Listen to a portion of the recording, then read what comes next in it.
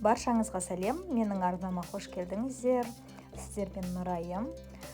Бүгін тапсырысқа клубника в шоколаде және финики в шоколаде микс жасайтын боламыз. Бізге ең алдымен тазартылған, жуылған клубника және финиктер қажет. Мен бұл жерде барлығын тазартып алдын ала дайындап қойдым. Құрмалардың ішіне грецкий орех салып дайындап қойдым.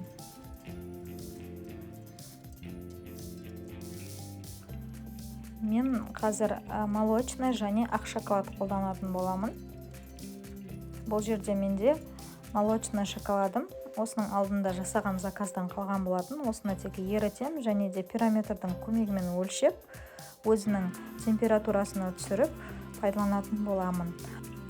Бұл видеода мен темперированиеге тоқталмаймын, достар. Описание бөлімінде мен ссылка қалдыратын боламын. Алдында түсірген видеом бар, толықтай шоколадты темперирование жасауды. Соны қарап алсаңыздар болады. Қазір мен осы молочный шоколадты ерітіп, бірден процесске кірісетін боламын. Және де пергамент қағазы мен шпажка қажет болады. Пергамент қағазын төсеген жақсы, себебі шоколад қатқан соң жабысып алынбайды. Егер пергаментке төсесеңіз, өте оңай алынатын болады.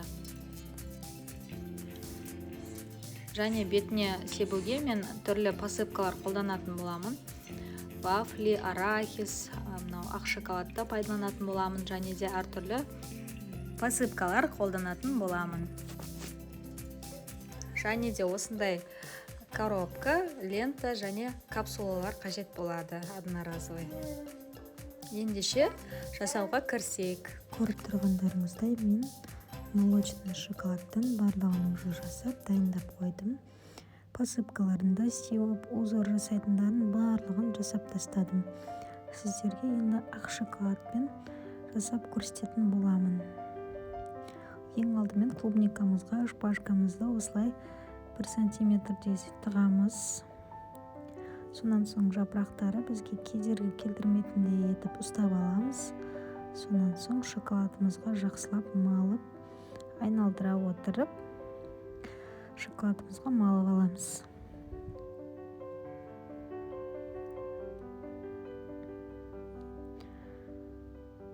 Кішкене осылай ағызамыз артық шоколадтарды.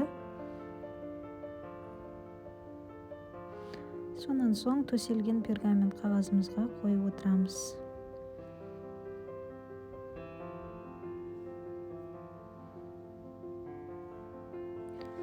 Бетіне сепкілеріңіз келсе, осы шоколад қатпай тұрған кезде бірден жаңағы посыпка, соларды себуіміз қажет. Арахис, вафли осы кеппей тұрған кезде себеміз.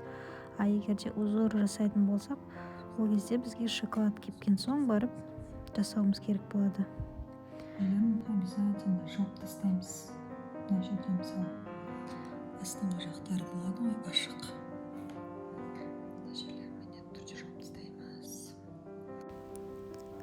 Бөлме температурасында 7-8 сағат кептіретін боламыз.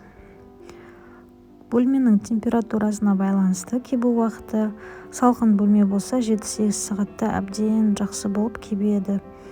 Мысалы, мен коридорда кептірдім. Коридор салқын болғасын, бұлар менде 1-4 сағатта кеуіп шықты. Сонан соң енді үстіне узор жасайтын боламын. Мен узор жасау үшін, осы ақ шоколадтардың бетіне узор жасау үшін ақ шоколадыма розовый красканы қосып дайындап алдым алдын ала. Енді кондитерлік мешокқа құямын да ақ шоколадтарыма узор салып шығамын. Молочный шоколадтарға барлығын жасап қойдым. Енді міне 2 клубникамды істеймін, сонан соң қалған финиктарды жасап шығатын боламын.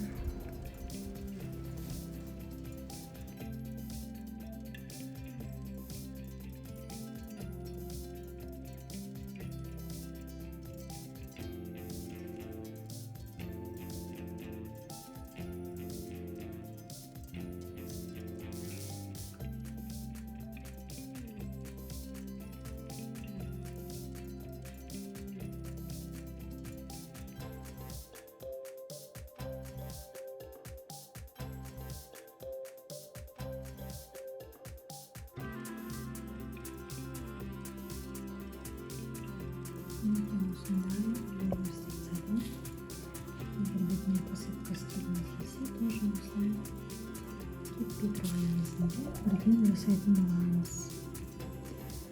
Өйтпесе сосын жабыспай қалуы мүмкін. Достар, осыменен шоколадымыз толықтай кепті. Менде бір түн тұрды бұлар. Жақсы болып, әбден жақсы болып кепті. Енді осы арнайы капсулаға барлығын салып шығатын боламыз.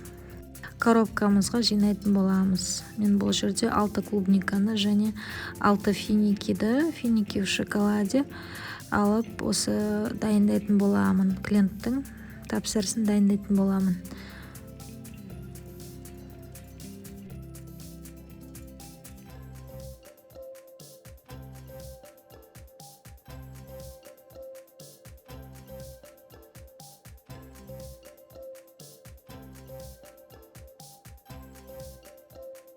Достар, осымен клубника в шоколаде және финики в шоколаде дайын болды. Енді тапсырыс бойынша клиентке әдемі қылып салып, орап беру қалды. Мінекей барлығын жасап жатырмын. Менің видеом сіздерге пайдалы болды деген ойдамын, достар. Лайк басып, комментарий жазып, мені қолдап кетіңіздер. Арнама тіркелмеген болсаңыз, міндетті түрде тіркеліп кетіңіз. Сіздермен болған мен Нұрайым. Алда күшті видеолар болады. Арнамнан алыстамаңыздар. Сау болыңыздар.